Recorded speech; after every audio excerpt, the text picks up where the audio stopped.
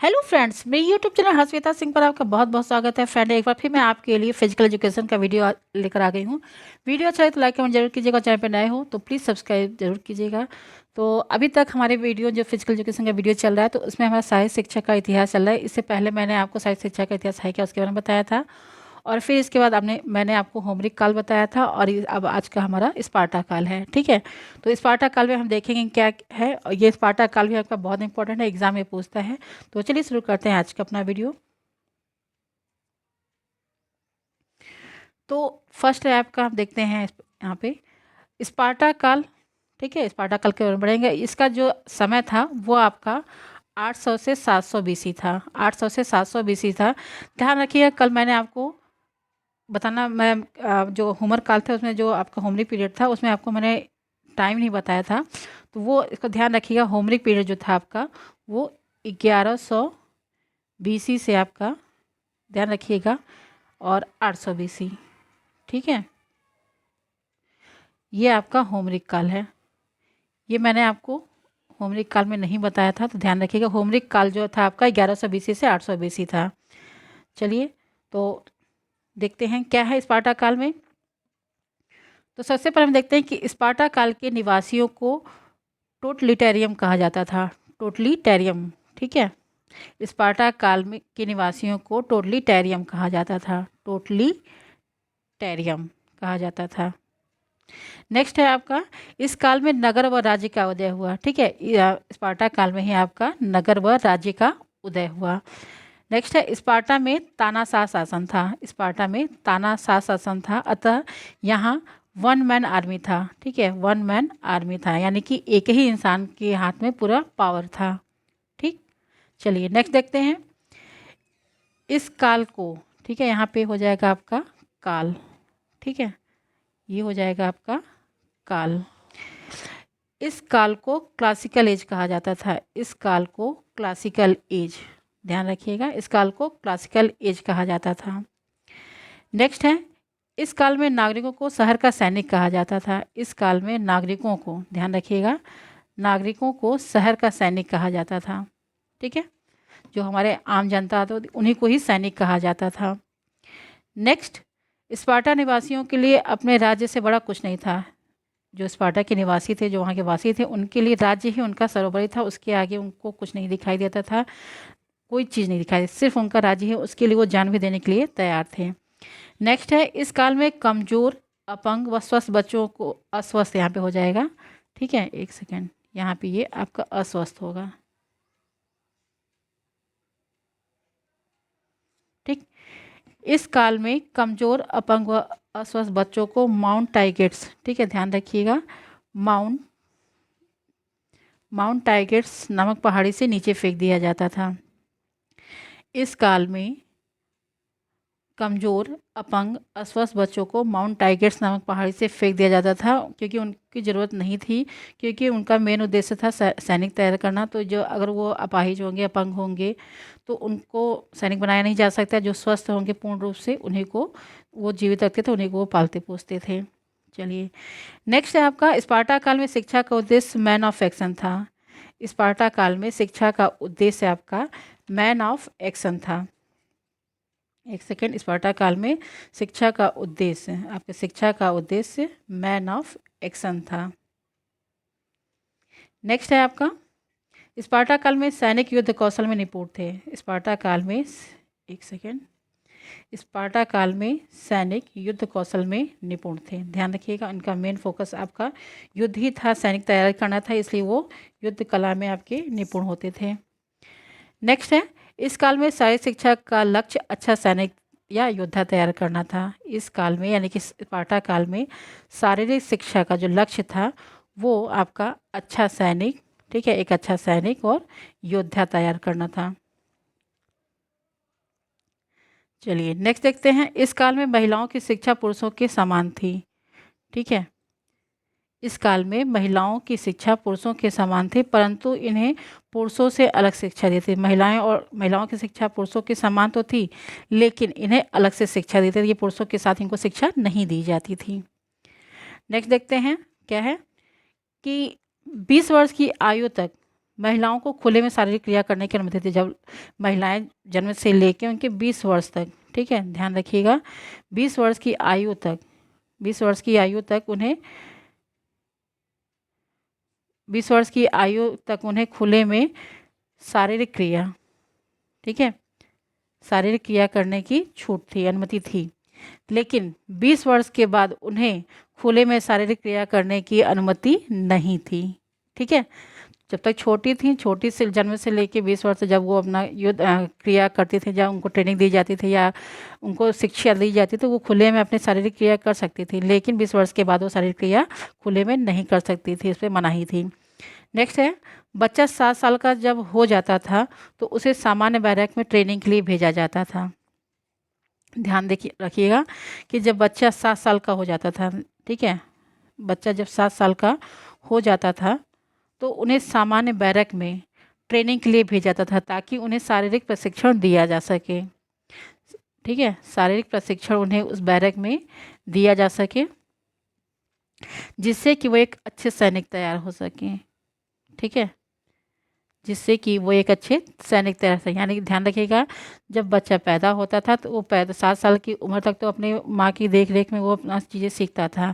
लेकिन जैसे ही वो 7 साल का हो जाता था उसके बाद उसे एक आम बैरक में भेज दिया, ट्रेनिंग के लिए भेजा जाता था ताकि वो एक अच्छा शारीरिक प्रशिक्षण प्राप्त करके एक अच्छा सैनिक तैयार हो सके। यहाँ पे क्या था कि आपका शारीरिक प्रशिक्षण जो तैयार दिया जाता था वो सैनिक सेना तैयार करने के लिए ही दिया जाता था, ठीक है।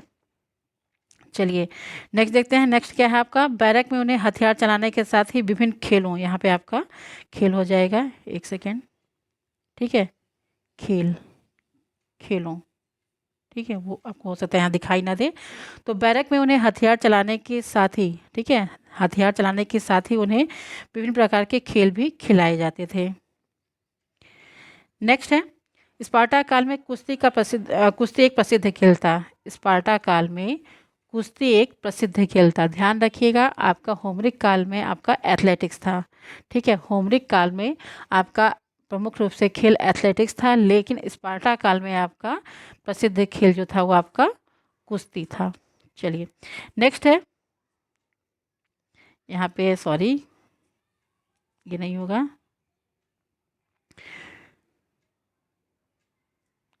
यहाँ कुश्ती हो जाएगा, ठीक है,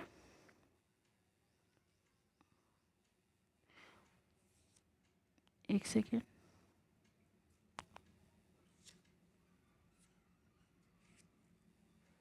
ठीक, कुश्ती के साथ ही थ्रोइंग और जंपिंग वाले खेल भी खिलाए जाते थे, ठीक है, ध्यान रखिएगा। कुश्ती तो इसका इस काल का प्रसिद्ध खेल था, लेकिन इसके साथ ही इनको थ्रोइंग और जंपिंग वाले खेल भी खिलाए जाते थे, ठीक है। नेक्स्ट है, इन खेलों के अलावा पेनक्रियाटन भी एक खेल था जो उन्हें खिलाया जाता था। आपके कुश्ती, थ्रोइंग, जंपिंग के अलावा एक पेनक्रियाटन नामक एक खेल होता था जिन्हें इन्हें खिलाया जाता था। कहीं कहीं आपका ये पेनक्रेशन भी देखने को मिलता है, ध्यान रखिएगा, एक सेकेंड, ठीक, कहीं कहीं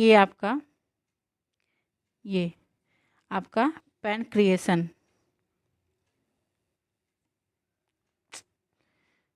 लिखना चाहो तो आसानी से लिखा नहीं जाता इस पे, पेन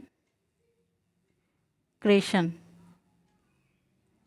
ठीक है, कहीं कहीं आपका ये पेन क्रिएटॉन मिलता है, कहीं कहीं आपका ये पेन क्रेशन मिलता है, अलग अलग बुक में अलग अलग चीज़ मिलता है। ध्यान रखिएगा आप, यहाँ पे आप मेन इसका पेन ध्यान रखिएगा, ठीक है, पेन क्रिएटॉन या पेन क्रेशन खेल एक होता था, ठीक है, जो इन्हें कुश्ती और जंपिंग थ्रोइंग खेल के अलावा इन्हें खिलाया जाता था, ठीक है,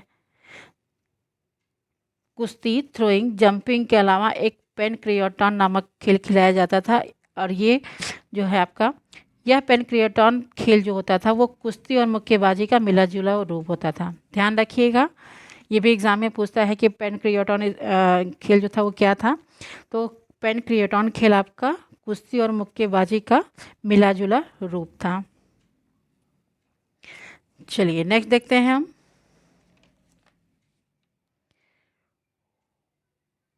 सॉरी, चलिए नेक्स्ट है, स्पार्टा काल में एक सेकेंड, चलिए, स्पार्टा काल में क्रमबद्ध शिक्षा पद्धति को एगोग कहा जाता था। स्पार्टा काल में क्रमबद्ध शिक्षा पद्धति को एगोग कहा जाता था। ठीक है, स्पार्टा काल में क्रमबद्ध शिक्षा पद्धति को एगोग कहा जाता था। ये भी एग्जाम में पूछता है, ध्यान रखिएगा, इम्पोर्टेंट है। ठीक है, चलिए नेक्स्ट है, कुछ भी हो जा रहा है, एक सेकेंड। चलिए नेक्स्ट है, स्पार्टा काल में जो एगोग, यहाँ पे आपका एगोग हो जाएगा। ठीक है, स्पार्टा काल में जो एगोग शिक्षा पद्धति थी उसके पर्यवेक्षक, ठीक है, उसके पर्यवेक्षक या संचालक को, ठीक है, या तो पर्यवेक्षक कहिए या तो उनको संचालक कहिए, ठीक है, पाइडोनोमस कहा जाता था। ठीक है, पाइडोनोमास कहा जाता था। स्पार्टा काल में एगोग पद्धति, जो शिक्षा पद्धति थी, उसके पर्यवेक्षक को, उसके पर्यवेक्षक या संचालक को पाइडोनोमास कहा जाता था। ठीक है, ध्यान रखिएगा, स्पार्टा काल में जो एगोग शिक्षा पद्धति थी उसके पर्यवेक्षक को पाइडोनोमास कहा जाता था। चलिए नेक्स्ट देखते हैं, बैरक में बालक को 20 वर्ष की आयु पूरी हो जाने पर उसे राज्य का सैनिक मान लिया जाता था। ठीक है, जब बालक 20 साल का हो जाता था, मतलब जब बैरक में वो अपनी 20 वर्ष की आयु पूरी कर लेता था ट्रेनिंग के थ्रू, जब ट्रेनिंग उसकी 20 वर्ष की आयु तक पूरी हो जाती थी, तब उसे राज्य का सैनिक मान लिया जाता था। ठीक है, उसे राज्य का सैनिक मान लिया जाता था। यहाँ तक हम कह सकते हैं कि यानी कि 7 साल तक बच्चा घर पर रहता था, फिर 7 वर्ष के बाद लेकर 7 वर्ष से लेकर 20 वर्ष तक बच्चा बैरक में ट्रेनिंग करता था। ठीक है, और मतलब वहाँ पे वो ट्रेनिंग करके मतलब राज्य का सैनिक घोषित होता था। यानी कि मतलब वो अपनी जो अपनी एज उम्र होती है 13 साल अपने वो वहाँ पे बैरक में वो गुजारता था पूरा। ठीक है, 7 साल तक अपना घर पे, 7 से लेके 20 साल तक वो बैरक में रहता था। इसके बाद वो राज्य का सैनिक नियुक्त हो जाता था। चलिए नेक्स्ट देखते हैं, एक सेकेंड, नेक्स्ट क्या है, स्पार्टा काल में सैनिकों की टुकड़ी को इरेन कहा जाता था। स्पार्टा काल में सैनिकों की टुकड़ी को, ध्यान रखिएगा, सैनिकों की टुकड़ी को इरेन कहा जाता था। नेक्स्ट है, सॉरी स्पाइडर यहाँ पे नहीं होगा, स्पार्टा काल होगा। ठीक है, स्पार्टा काल में खेल के मैदान को, स्पार्टा काल में खेल के मैदान को प्लेटिनिस्टस कहा जाता था। ठीक है, यहाँ पे स्पार्टा काल हो जाएगा। सॉरी, कहीं कहीं गलतियाँ हो जा रही हैं, उसके लिए प्लीज़ माफ़ कीजिएगा और उसको इग्नोर कीजिएगा। ठीक है, स्पार्टा काल, ठीक है, स्पार्टा काल में खेल के मैदान को प्लेटिनिस्टस कहा जाता था। ये भी एग्जाम में पूछता है, ध्यान रखिएगा, स्पार्टा काल में खेल के मैदान को, ठीक है, ध्यान रखिएगा, खेल के मैदान को प्लेटिनिस्टस कहा जाता था। नेक्स्ट है, स्पार्टा काल में जिम्नास्टिक नृत्य को, ध्यान रखिएगा, जिम्नास्टिक नृत्य को विवासिस कहा जाता था। एक सेकेंड, स्पार्टा काल में जिम्नास्टिक नृत्य को विवासिस, ठीक है, विवासिस, उससे बड़ा कर दूं ताकि आपको समझ में आए, जिम्नास्टिक नृत्य को विवासिस कहा जाता था। ठीक है, ध्यान रखिएगा, क्या हम लोग जब कहते हैं ना विवाह कहते हैं, तो उससे याद रखिएगा कि वहाँ पे विवाह जो होती हैं वो फैशन, जब आप रैंप पे आती हैं तो उनको विवाह कहा जाता है, तो उसी तरह वो जिम्नास्टिक करती हैं, तो इस जिम्नास्टिक नृत्य को आपको विवासिस कहा जाता था। नेक्स्ट है, स्पार्टा काल में सैनिकों के नृत्य को पापी हिक कहा जाता था। स्पार्टा काल में सैनिकों के नृत्य को पापी हिक, ठीक है, सैनिकों के नृत्य को पापी हिक कहा जाता था। इसके साथ ही हम नेक्स्ट देखते हैं, एक सेकेंड, फिर से यहाँ पे गलतियाँ हुई। ठीक है, यहाँ पे स्पार्टा काल ही हो जाएगा, इसको मैं आपको इरेज कर देती हूँ, आप इसको स्पार्टा काल कर लीजिएगा। ठीक है, स्पार्टा काल में 2 धार्मिक नृत्य होते थे। स्पार्टा काल में आपके 2 धार्मिक नृत्य होते थे, एक आपका हरेमस और दूसरा है आपका कैसोटिस। ठीक है,